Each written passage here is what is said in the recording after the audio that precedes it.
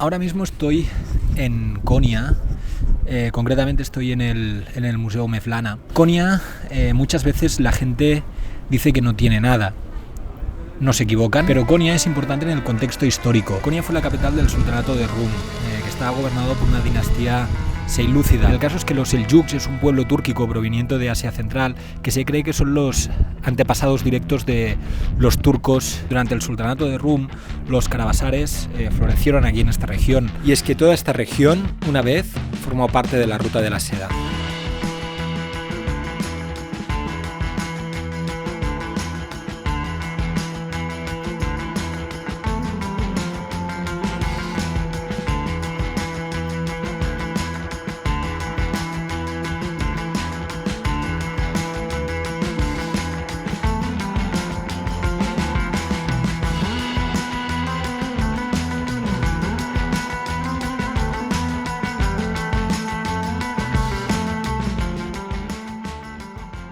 En la antigua Ruta de la Seda, el conjunto de rutas comerciales que unían Oriente con Occidente se extendían prácticamente más de 6.200 kilómetros y llegaban desde Turquía hasta China. Las caravanas para recorrer esta distancia normalmente utilizaban mulas, caballos o camellos y las distancias de viaje eran largas y bastante duras. Para solucionar esto nacieron los caravanserai, carabasares, khans. Tienen diferentes nombres, provienen de diferentes lenguas y son estructuras que se extienden a lo largo de toda la Ruta de la Seda. Básicamente estos edificios no eran nada más que un hotel de caravanas y se utilizaban para protegerse de los peligros de la ruta, porque en la Ruta de la Seda los asesinatos, los robos e incluso el secuestro y posterior venta como esclavo eran el pan de cada día. Para enseñaros estos carabasares he venido hasta Konya, que es la capital seilúcida de Turquía. Esta ciudad forma parte de la ruta Denizli-Doğu-Beyazıt. Esta ruta se extiende de oeste a este y cruza Turquía por toda la meseta de la Anatolia. Aquí en Konya se encuentran algunos de los carabasares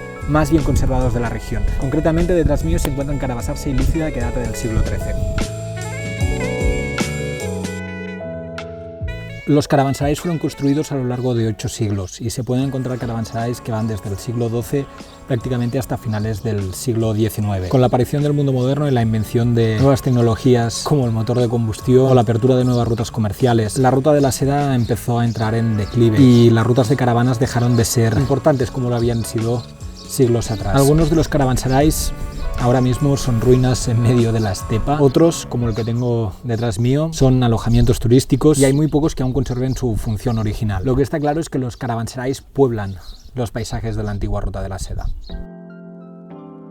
Bueno, hablando de la reconversión de los caravanserais a hoteles, hoy ha coincidido que han abierto un caravanserai aquí en un pueblo cerca de Konya y he podido estar en la inauguración, así que bueno, lo estáis viendo prácticamente en primicia porque es el primer día que han abierto, así que a ver qué encontramos y eso.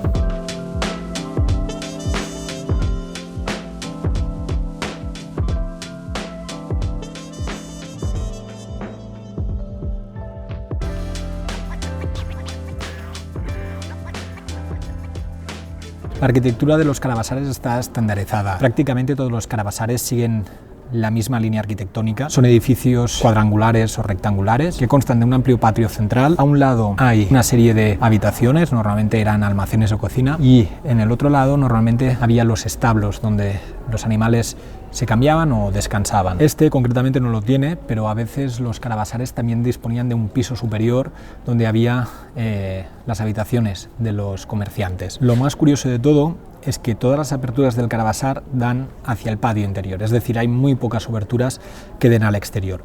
Y esto es porque el carabasar, su función última era la de proteger a la gente que había dentro y estaban construidos como si fueran un fortín o un castillo. De hecho, permanentemente había una guardia que controlaba la zona y esto lo hacían los propios gobernantes de la región, porque el comercio era una fuente importante de ingresos. La actividad en los carabasares era constante durante todo el día. Cuando los mercaderes llegaban y cruzaban la puerta de entrada, descargaban sus monturas, lo que hacía prácticamente inevitable que el interior del carabasar no se transformara en un pequeño bazar. De hecho, era muy frecuente la compraventa de artículos en los carabasares de la Ruta de la Seda. Estos mercados, donde se vendían pues, todos los bienes que se trasladaban por la ruta comercial, oro, seda, alfombras, piedras preciosas, se compraban y vendían en estos carabasares porque eran puntos de unión de los diferentes ramales de la Ruta de la Seda. Para poner un ejemplo, seguramente este carabasar de Konya permitía surtir diferentes ciudades como Alepo, Mosul o hasta el Mediterráneo, en Gaza. Explico esto porque a veces tendemos a pensar que la Ruta de la Seda era un único camino que discurría de forma continua entre China y Asia, y no era así. Era un conjunto de pequeñas rutas comerciales que permitían intercambiar bienes entre Oriente y Occidente. Este carabasar, concretamente, es del siglo XIII, 1200 y algo, no me acuerdo exactamente. Es curioso porque Marco Polo quizá hubiera podido alojarse en este carabasar, ¿no? Otro de los bienes que se comerciaba en la Ruta de la Seda eran las alfombras. Aquí podríamos entrar a hablar de los 400.000 tipos de alfombras. Yo particularmente conozco el kilim, que es una alfombra típica turca. Por ejemplo, este kilim de detrás mío es un ejemplo, es del siglo XIX. Y realmente en Turquía había una tradición de manufactura de kilims muy importante. Son piezas de artesanía que tienen un valor incalculable. Más que nada porque la mayoría de kilims antiguos no estaban hechos para ser vendidos. Eran kilims hechos durante todo un año. Desde que se cortaba la lana de las ovejas hasta que se teñía y se tejía el kilim, podían pasar 1 año o 2 años. Normalmente estos kilims estaban hechos al gusto de la familia que los hacía. Son verdaderos tesoros familiares, pero ha pasado lo que ha pasado, y es que con la modernización de Turquía muchas familias creían que el kilim era un pongo más, por lo que lo vendían a los anticuarios. Y durante mucho tiempo en Turquía hubo cazadores de kilims que iban por los pueblos buscando estos pequeños tesoros escondidos.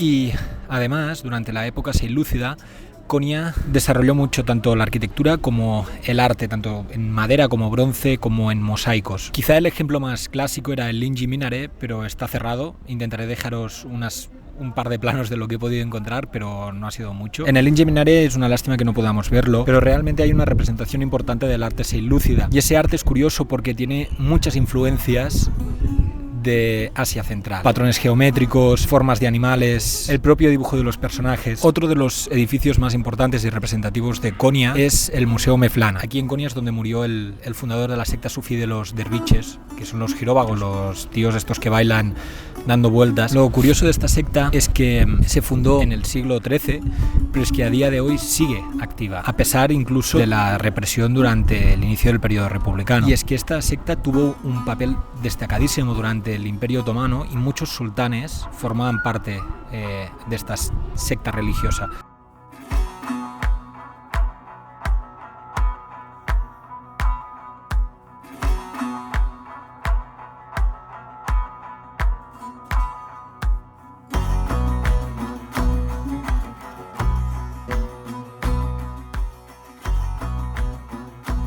Bueno, visita hecha, efectivamente. A nivel patrimonial tiene más bien poco interés. El edificio en sí es bonito, pero no pasa de eso. Creo que los carabasares tienen mucha más historia, a pesar de que es piedra, que este museo, o mezquita, o cementerio, como lo queráis llamar. Bueno, en fin, vamos a ver si, como algo, poco a poco la etapa aquí en Konya se va terminando.